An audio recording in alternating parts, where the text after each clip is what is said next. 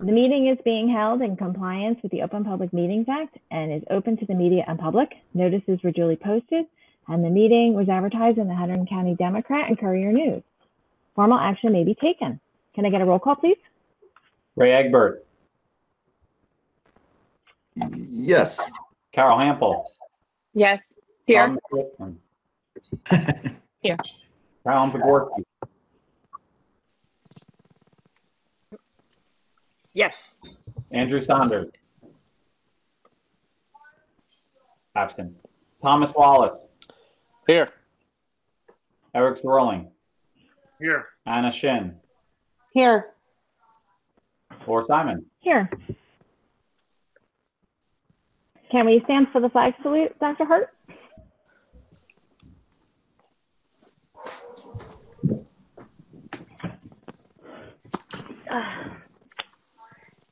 I pledge allegiance To the flag. To the flag of the United States of America. And to the republic for which it stands. One nation. Under God. Indivisible. With liberty and justice for all.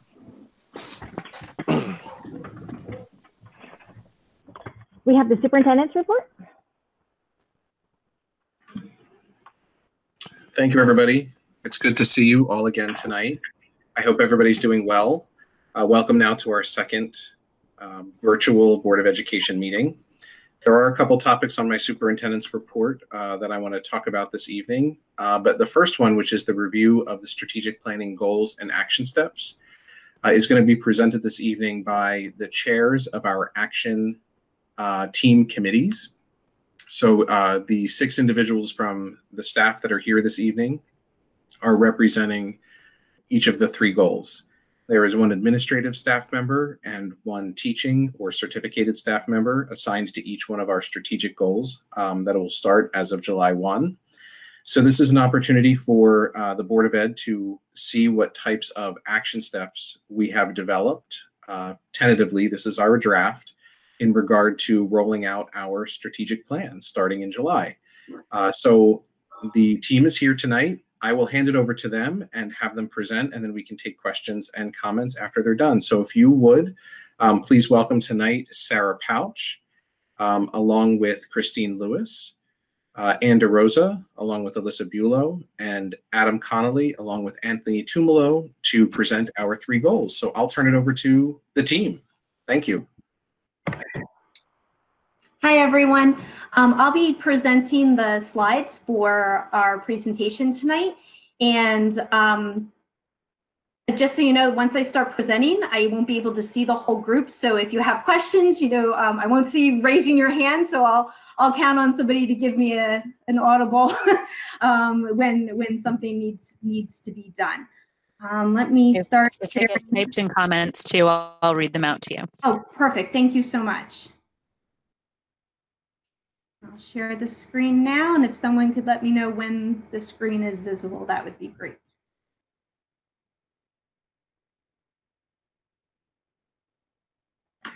Sarah, I can see your screen. Okay. Hey, good evening, everyone. We're very excited to share the work we've done so far. So for our strategic planning committee, we met in January to analyze the survey data and to create our district goals. The district goals for 2020 through 2025 are inquisitive learning, social awareness, and partnerships. These goals are related, and you'll see through the presentation that they are very much interconnected. Once we had our 3 goals, we've then formed our action committees for each one of the goals, and we were asked to design the first steps into how we would move forward with these goals. So we're looking at our plans for the first year to year and a half of implementation. Our inquisitive learning committee members are listed here. And as Dr. Hart had mentioned, my co-chair is Christine Lewis, and she is going to walk you through the first few steps. Okay, good evening, everyone. Okay, so action step number 1 was created to help everyone develop an understanding of what inquisitive learning is, that interest-driven, intrinsically motivated learning.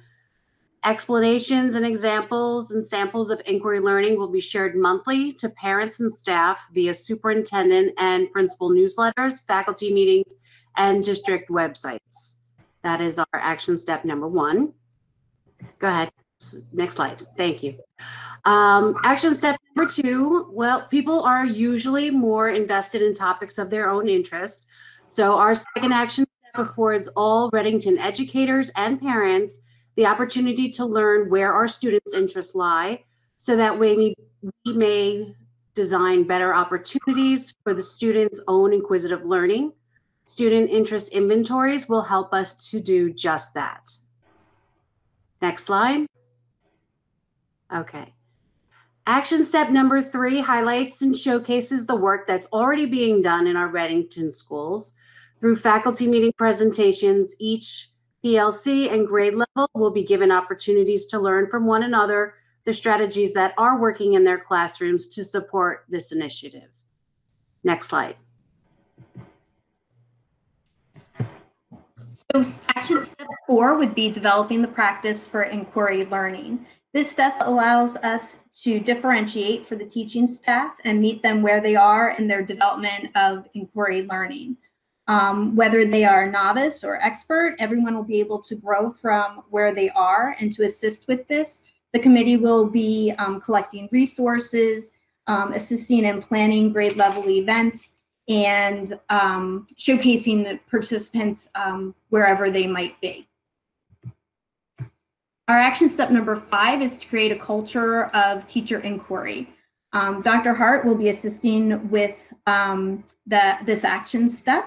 It's important for the teachers to learn to put these practices in place for themselves and not just for their students. Dr. Hart began this year by providing a teacher academy, and will again next year, that guided the staff through some action research steps. And those who participated will be sharing with the rest of the staff what they had learned, and will have an opportunity to take a follow-up course, as well as Dr. Hart running the Teacher Academy again for a new cohort of teachers. So you can see that these are our first steps into about a year and a half, so that we can build the base for inquiry learning, starting with making sure all parties, staff, students, and parents are aware of what inquisitive learning is, highlighting the teachers who are already doing these things in their classroom and just didn't really know that it fell under this title, and then moving all of the staff forward with not only their understanding, but their implementation, whether they're a novice or an expert in this area. Are there any questions for our inquisitive learning goal? Yes, this is Eric Swirling. Sarah, I just wanted to know, do you feel that the initiatives for sustainability and for the green initiatives in general, do you feel that those will be integrated well into this inquisitive learning that we're discussing here? I think it's going to be a great opportunity to incorporate those things, just like we saw last board meeting when the Go Green Committee from the middle school went. That's the epitome of what we're trying to accomplish. So the students were able to take something that they had interest in, they were passionate about, and then they were able to drive their knowledge forward, not for kind of high stakes test or a grade at the end. It's just because that's what they were interested in and wanted to learn more about. So I think as students see the different possibilities for different areas, I think sustainability and the green initiatives will fit right into this. Thank you.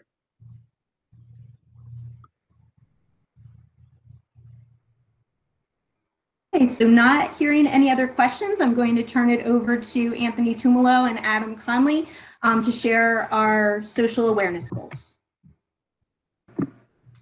Perfect. Thanks, Sarah. Hi, everyone. I hope you guys are well and your families are doing well. Good to see you all. So we, Adam and I, are co-chairing the social awareness goal. And here are our committee members that have been part of this work. So next slide, please. Our first action step is a continuation of the work that we've been doing already. A lot of what we've been doing is introducing what is SEL and what does that look like? What does that mean for Readington? So now, as a team, we were talking about taking that mindset and infusing it into the academic day, and because really SEL is supporting the academics. So that's kind of where our work is going. And our first area is training and reframing the teacher mindset, and showing them those natural connections, how they can integrate SEL, where the natural connections would be, how they can infuse it. One way that we're doing that is working with the coaches, the literacy and math coaches, and together we created an SEL reference sheet. So the link is there, but you don't have to you can look at it at your leisure. Basically, it's a working document to share with the teachers.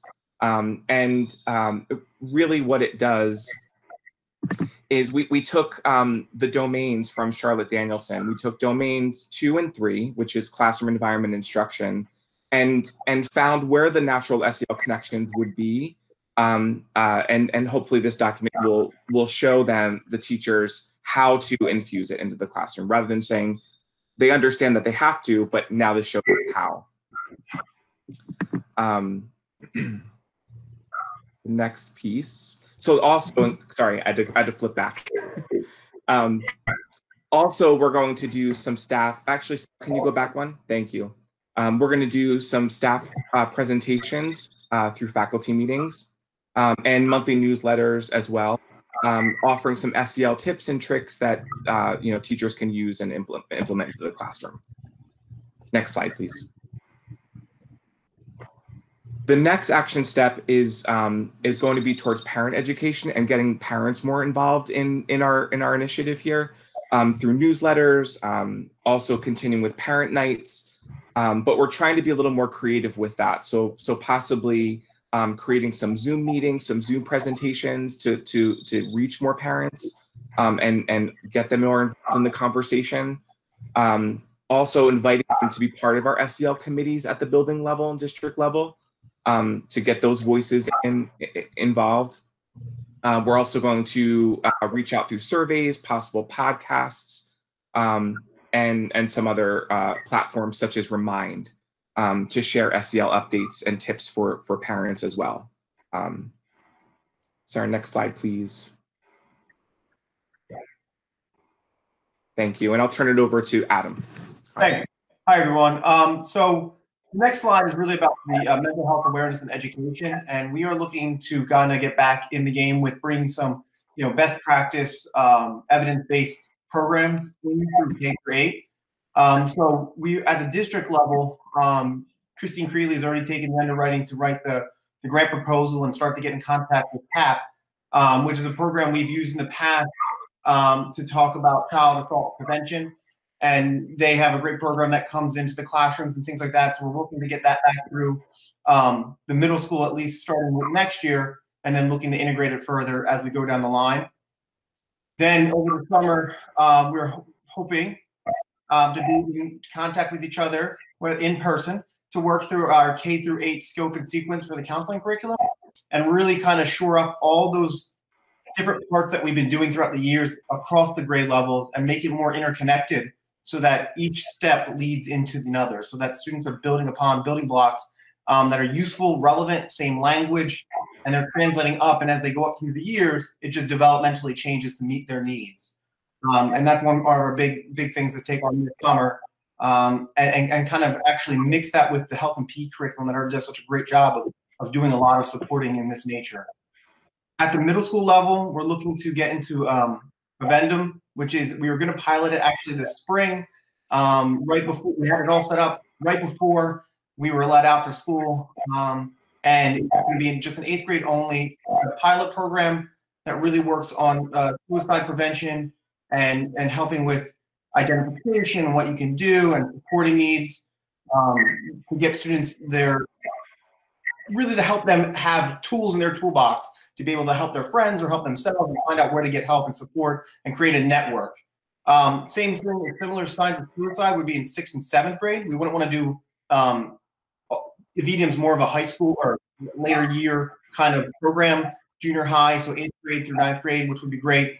Whereas signs of suicide would connect the 6th and 7th graders to the same kind of language in a different program that's actually been used here at Reddington before. Right before I came, it was being used quite frequently throughout the years to give skills, again, to give students those skills and to help them, identification of students that need support themselves and identifying where are the resources in your school, who's the trusted adult, what do you do if you hear this and where do you go? Things that we've been working on, but it really creates a program that's more universal with, again, universal terminology and coherence between all the grade levels. And then the elementary level, they've continued to use Kelso conflict resolutions. There's a little addendum program that they're looking into, that we're looking into the utilizing, 2 through 5. And Anthony can speak a little bit more of that because that's a little bit more of his nature down there.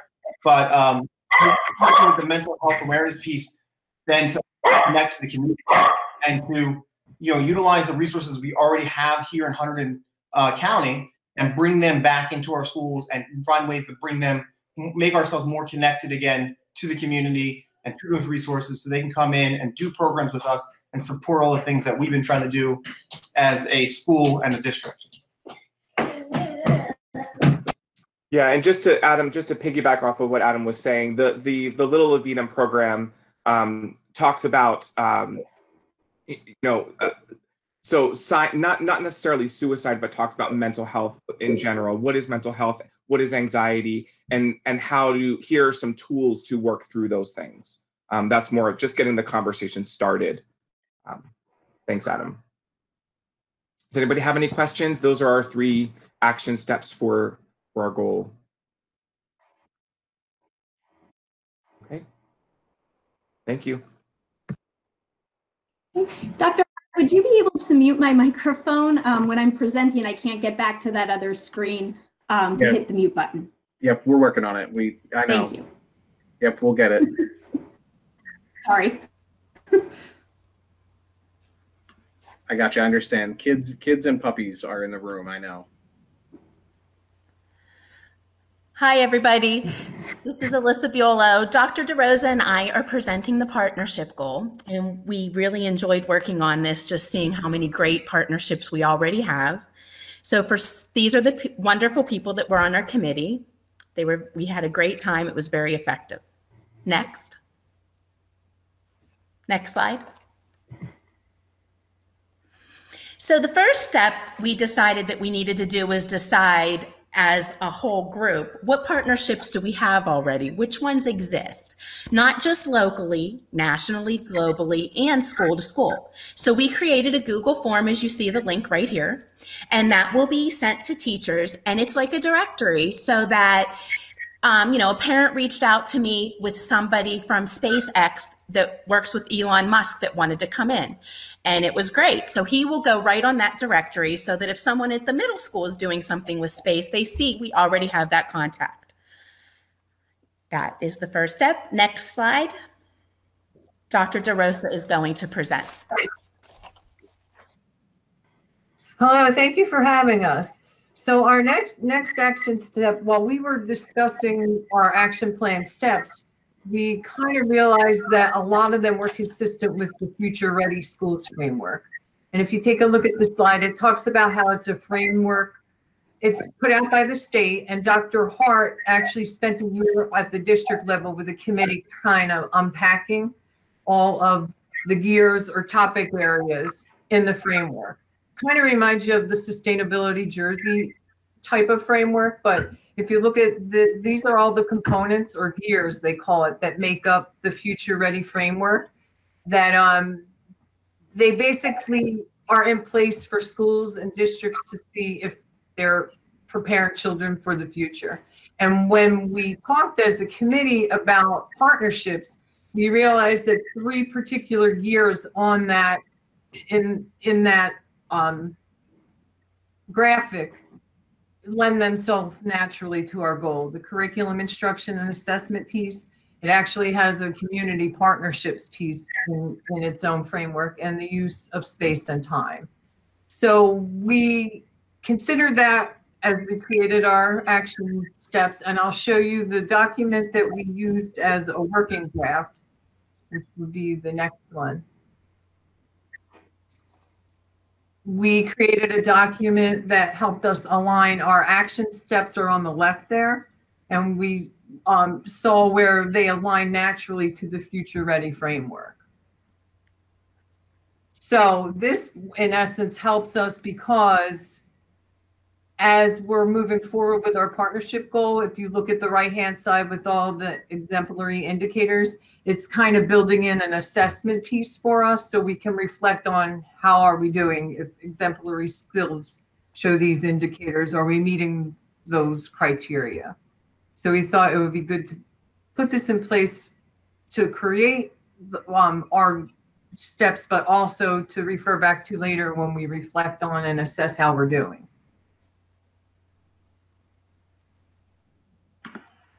And now Mrs. Bulow.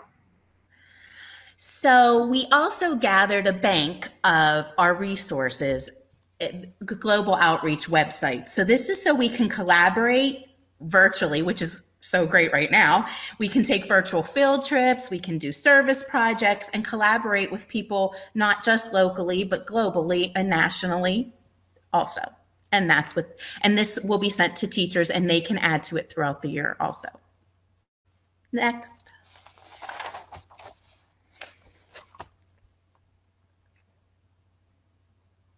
I'm having some mute issues. Sorry, that's me. So we thought that with our strategic plan goal, the best thing to do when you have a strategic plan at the district level is to try and build school goals out of it and teacher goals or PDP goals. So all teachers have to have at least 2 PDP goals in the beginning of each school year.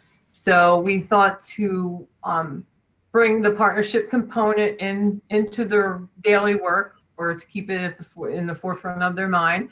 What we did was we think that all teachers should adopt a PDP goal, but what we did, and then we have an assessment piece. You don't have to click on it, but it actually is a rubric, a continuum from the Association for Supervision and Curriculum Development. So teachers at the end of the year can reflect on how well they're doing with bringing partnerships into the classroom and exposing students to them.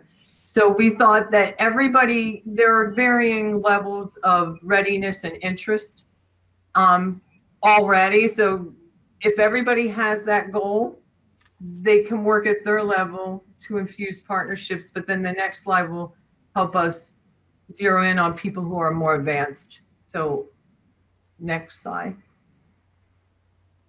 We decided that we would like to implement a passion project pilot program. And with this goes back to, it lends itself nicely to the first goal of inquisitive learning because people have different entry levels. And like we were talking about green and sustainability, that is a passion for many people. So we would like to encourage, and we think that there will be enough interest where we're hoping to get 1 class per grade level to adopt or to engage in a pilot program. And what we thought was each child will have to develop incorporating technology as a given, but academics, a service component, and a collaborative partnership in a passion project. And we included the resource Mrs. Bulow just talked to you about as the global outreach websites would come into play here depending on what each passion project would need or resources they could use in developing and implementing it. And then the next slide. So with any good pilot program, we have to see how effective it is. So we built in and created surveys for all teachers who are facilitating the pilot program and all students who engaged in it. And basically they're very short survey questions to see, did my project enrich student learning? The student would answer that, or if the teacher thinks student learning was enriched, was there a purposeful community partnership, or did the partnership serve the community in a good way, and did it foster connections? And that's really all that we're about, that fostering the relationships and the connections and the partnerships. That's our ultimate goal with the entire goal. Now I'll turn it back to Mrs. Bueller. So for this last goal, we looked at our relationships with Hunterdon Central, RVCC, and we do have great relationships that we love. For example, White House uses master gardeners, and that's through Rutgers. I know that the Hunterdon Central kids did research on pollution in water in poverty-stricken countries, and they came to Hollenbrook School, and we learned through their research. They presented to us for an SEL activity, and then we wrote to the EPA asking them, please help, these countries with the clean water and how it affects us.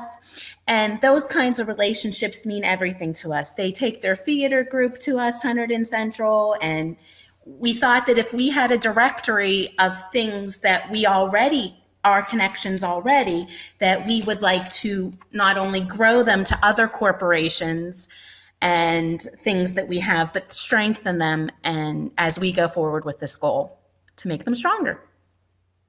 Thank you for listening. Does anybody have any questions for our partnerships?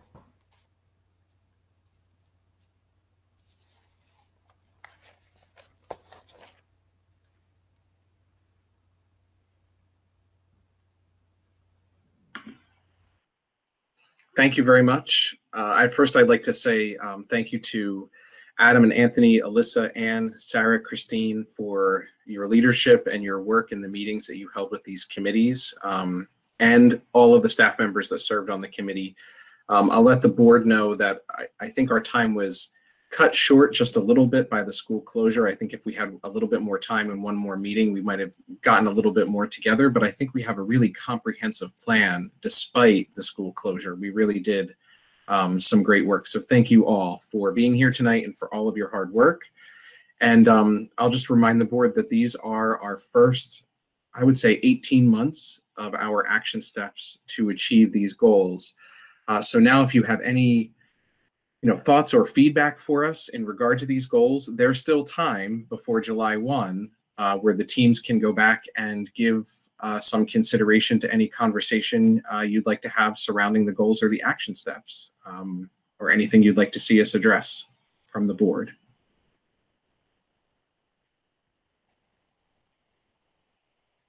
I'll take that as good news that we're on the right track, and I anticipate that we'll be updating the board periodically on our progress toward these goals and some of the cool initiatives that we're doing throughout the district. So everyone, thank you so much for being here tonight. We really appreciate it. Those of you who are here, teachers, feel free to stay on. Indulge me for 2 more minutes, because the next item on the agenda is the fact that it is Teacher Appreciation Week. So this week celebrates Teacher Appreciation Week and National Nurses Day. In addition to recognizing the extraordinary work of teachers and nurses, we must also acknowledge the hard work of all of our school staff, including our school counselors, child study team members, paraprofessionals, secretaries, custodians, bus drivers, and I'm sure I didn't name them all, but everyone that truly influences the lives of children on a daily basis. Whether it's driving a school bus, running a main office, or instructing students in classrooms, we truly all work together for our students. Particularly during this unusual and unprecedented time, I think it's important to take this opportunity to thank everyone for their hard work. Our Reddington school community really has come together amid a worldwide pandemic to make every effort to keep students engaged in school. Their time and efforts are remarkable. So on behalf of the district administration, the Board of Education, I'd like to thank all of the school staff with my sincerest gratitude for everything that you do. I'd like to leave you with a quote from Mr. Rogers. He says, "Anyone who does anything to help a child in his life is a hero to me." This is so true. So thank you to all of our Reddington heroes for all of the work that you've done for our students. We really appreciate it. Thank you. Not on the agenda, but relevant because of the news that came out yesterday. The governor has closed schools now through the end of the school year, through the end of June. So I wanted to bring to the board's attention, among several other logistical things that we as an administrative team and school staff have to do in order to properly close out the school year and also keep the district running. One of the things that I had mentioned in a committee yesterday and talked to the administrators today is about a potential calendar revision. And I don't have it on the board agenda, but I just wanted to let the board know that I'd like to propose at our next meeting a calendar revision that uses our May 22nd emergency day as a remote instructional day. I would propose ending remote learning on June 19th if we use this May 22nd day. This would leave June 22nd for closeout procedures. I do know, though, that one day, especially with social distancing and the governor's orders, which I don't know will change between now and the end of the year, I think it would be prudent to still keep June 18th and 19th as early dismissal days, where teachers would not necessarily be responsible for any student contact or meetings in the afternoon. They could use those days to focus on classroom cleanout. And truthfully, to the Board of Education, after meeting with the administrative team this morning, I'm not sure that even 2 half days and 1 full day might be enough for teachers to clean out their rooms, considering that we really have to social distance and allow such limited amounts of people in our buildings. So I still think that we should end online instruction on June 19th.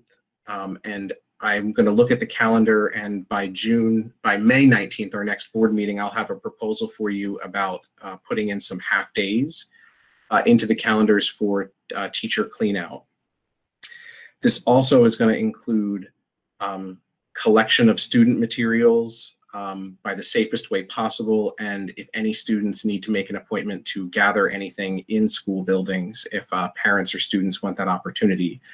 So I think that what we need to do is look at the end of the year calendar to try to build in some time where we can take care of some of these logistical things. So I don't have the actual calendar in front of me tonight because the announcement was yesterday, but suffice it to say, what I would do is have 180 student days where we would do remote learning, build in some half days toward the end of the year, and then have June 22nd be a closeout day for teachers and for students. And a formal calendar I'll have ready for you by the next board meeting. So from the board, is there anything else,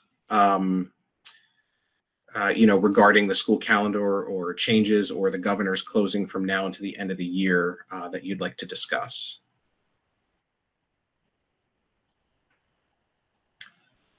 Okay. So I will start working with the administrative team, I'll start working on a proposed calendar to bring to you for June 19th. But what I do want to do, I want to let you know if we are going to use that May 22nd emergency day as an in-session day for remote learning, I do want to start letting parents know to plan for that as a remote learning day. Just, I don't know if anybody's going anywhere, considering everything is still closed, but I just want to let everybody know that that will probably be an online instruction day. All right. Real quick, if it's Sure. May 19th is our next board meeting. Yeah. So May 22nd would be the take back day. Correct. And that's why I'd like to be able, if the board is okay with making this change, I'd like to start putting that in my parent newsletter now so that folks know that the take back day will be on the 22nd. That'll be an online instruction day. This is Eric. I have a question which is not relative to the COVID closure, but it's been brought, everybody's thinking about hunger right now, or at least that is part of it. I know that we're obviously doing our very best to keep the children fed, but through whatever we can do, those that need it. What happens during the summer? During a regular year, as opposed to this year? I mean, do all the programs terminate over the summer regardless? How was that handled in a regular year versus this year?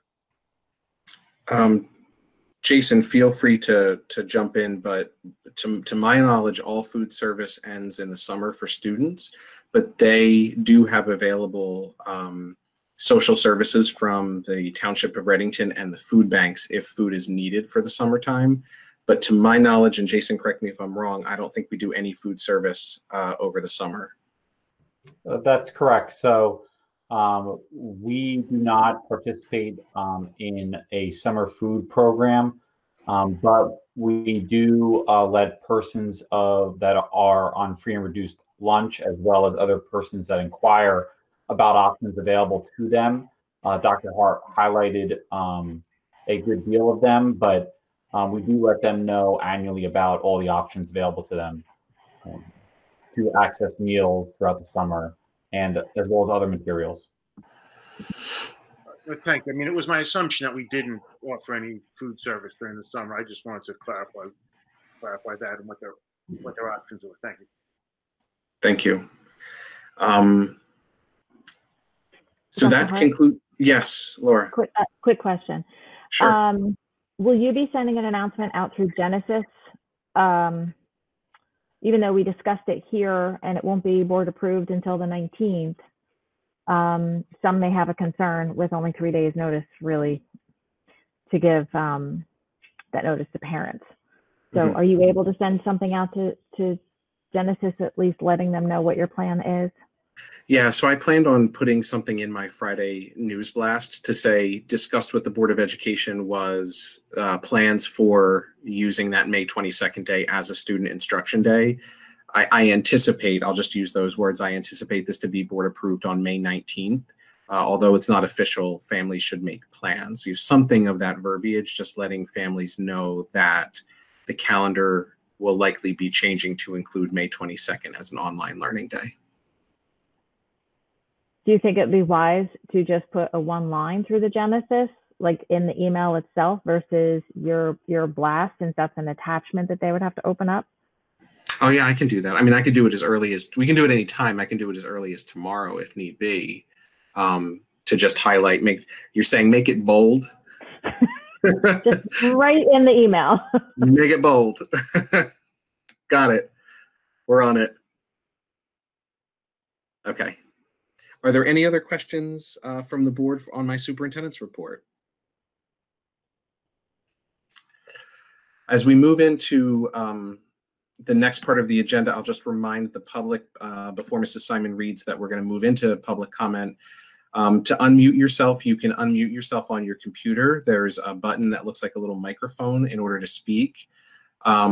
There's also a chat box up in the right-hand corner. So if you're unable to unmute yourself, you can always type a question in the chat box and we'll do our best to answer it. If we can't answer your question tonight, even the folks that attended the last board meeting, I got back to them within a day to try to set up a meeting or have an email conversation with them. And finally, if you're joining us from phone, but I don't think anybody is, it's *6 to unmute yourself from the phone. So with that, I'll go on mute and I'll let us move forward. Thank you, Dr. Hart. We are now open to the public, limited to action items on the agenda. So if you have any questions, don't forget to unmute.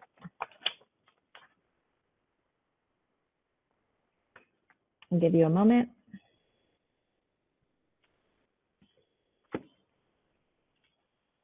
Not hearing anything. Moving on to correspondence. We didn't have correspondence since our last meeting. Administrative reports. Moving on the minutes, can I get a motion to adopt 2.01 to 2.02, please? This is Ray. So moved. Second, Tom. I'm so glad you're announcing. Thank you. We learned well. Okay. Are there any questions or changes on the minutes that are needed? Don't forget to unmute. Not hearing anything. Can I get a roll call, please? Ray Egbert. Yes. Carol Hampel. Yes. Jordan McKalen. Yes. Carolyn Bogorski. Yes. Thomas Wallace. Yes. Eric Zwirling. Yes. Anna Shin. Yes. Laura Simon. Yes. Passes. Finance and facilities. Can I get a motion to adopt 3.01 to 3.12, please? So moved from Ray. Anna, second. Anna. And we have a report. Yes. The committee met yesterday morning. I lost it.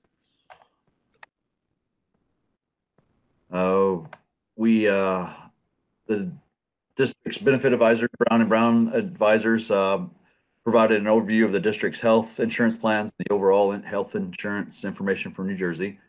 Currently, many unknowns exist until the New Jersey healthcare legislation is finalized, and a vote is expected on May 14th for that.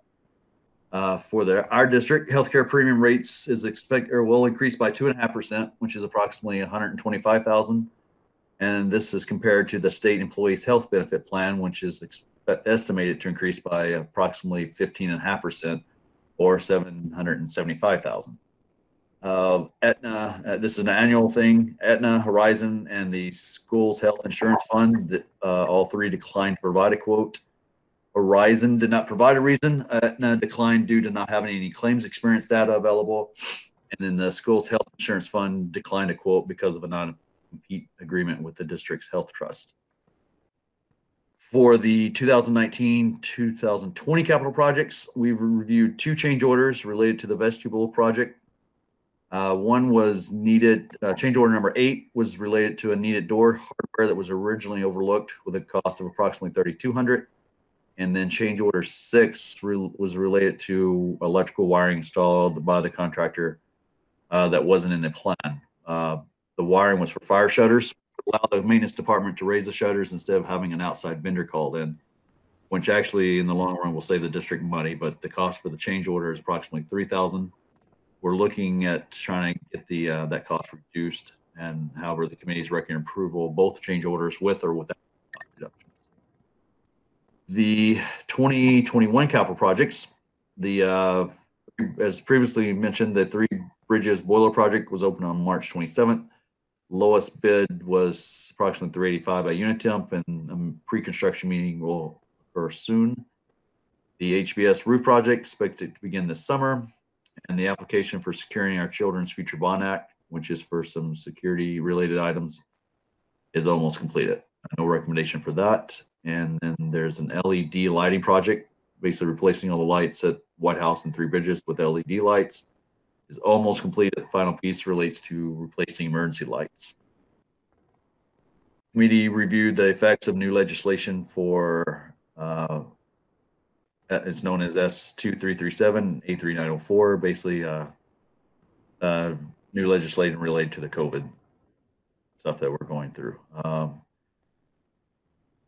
The administration is reviewing options to allow facility use for summer rec, camp convention, and other recreation events. There's no recommendation currently. And the committee reviewed preschool tuition payments. And let's see, we also discussed a state grant application. It's been reviewed that would provide approximately 75% of the cost for an electric bus. Electric bus costs approximately $230,000. So we'd get back 75% of that cost, and but this item is being passed to the Green Committee for further review. For the budget update, the budget newspaper article will be drafted and then reviewed by the committee, and no new updates for legislation for our coronavirus impact. Finance agenda items are normal in nature or have been explained above, and the committee's recommending approval, and the bills list are normal in nature as also, and recommend approval. Next meeting scheduled for May 28th. And that's it. Thank you. Are there any questions on the agenda items or the minutes that were just read? Don't forget to unmute. Yes, Laura, this is Eric. Ray, thank you very much for the minutes. Interesting to hear about the electric bus. I know that we had looked into the possibility of propane buses, and I don't know where that has gone. Jason, was there any update on that? Yes. So the grant that relate to propane buses have not materialized, which was one of the major factors into potentially exploring that. Given the price of inflation,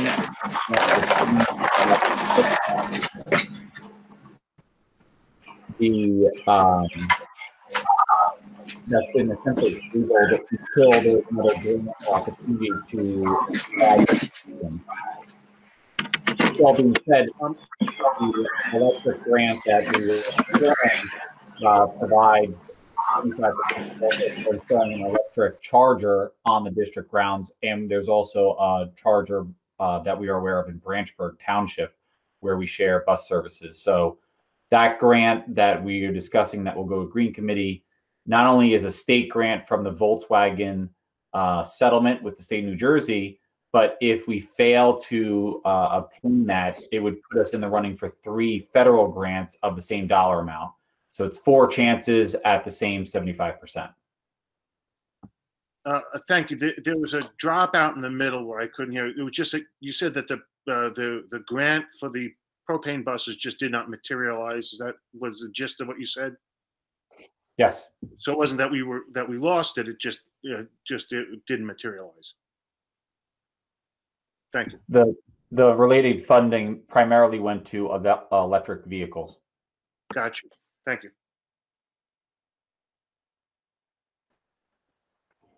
Are there any other questions on finance and facilities? Not hearing anything. Can I get a roll call, please? Ray Egbert. Yes. Carol Hample. Yes. Ron McKalen.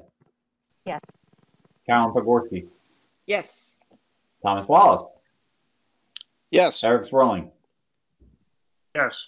Hannah Shin. Yes. Laura Steinman. Yes. Passes.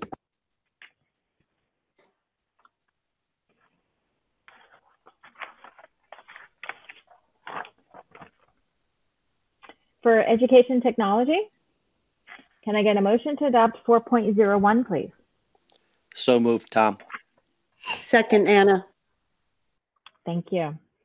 We don't have a committee report. Are there any questions on the motion on the agenda? Don't forget to unmute. Not hearing any. Can I get a roll call, please? Ray Egbert. Yes. Carol Hample. Yes. Ron McKalen. Yes. Carolyn Pogorski. Yes. Thomas Wallace. Yes. Eric Swirling. Yes. Hannah Shin. Yes. Laura Simon. Yes. Personnel, can I get a motion to adopt 5.01 to 5.19, please? So moved, Anna. Second. Ray. That was Ray? Yep. Okay, thank you. We have a committee report. Yes, we do. The committee met yesterday, May 4th, virtually. We discussed staffing. We discussed anticipated enrollment for September of 2020. We discussed law number 2337 on virtual learning and fulfilling 180 days. We discussed a calendar revision mentioned during the superintendent report, personnel issues. Our agenda items are the May renewals for May are the renewals that we see below. And our next meeting is May 28th. Great, thank you. Are there any questions on the minutes or the agenda items on the report?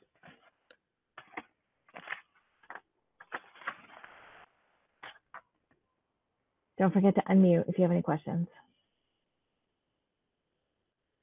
Not hearing any, can I get a roll call, please? Ray Egbert. Yes. Carol Hample. Yes. Ron McKalen. Yes. Carolyn Pogorski. Yes. Thomas Wallace. Yes. Eric Swirling. Yes. Hannah Shin. Yes. Laura Simon. Yes. Passes.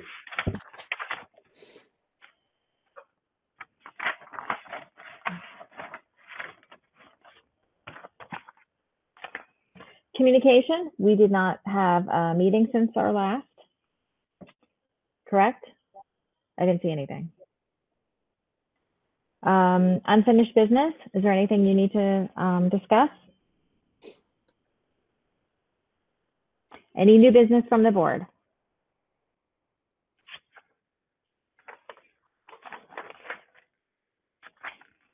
We are now open to the public. Any item on or off the agenda. Don't forget to unmute.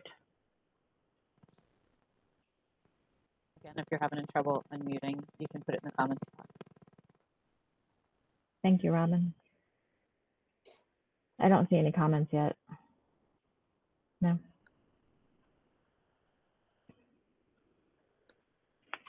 All right. That would conclude our meeting. We're going to go into executive session.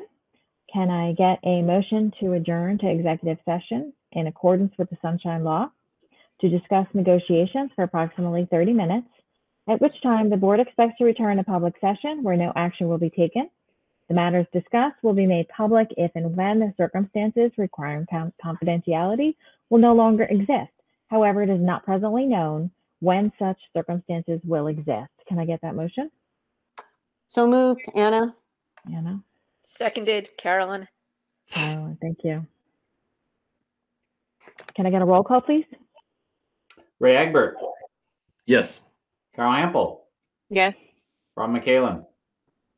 Yes. Carolyn Pogorski. Yes. Thomas Wallace. Yes. Eric's Rolling. Yes. Anna Shin. Yes. Laura Simon. Yes. Passes. And it's 7:54. All right, thank you, everyone.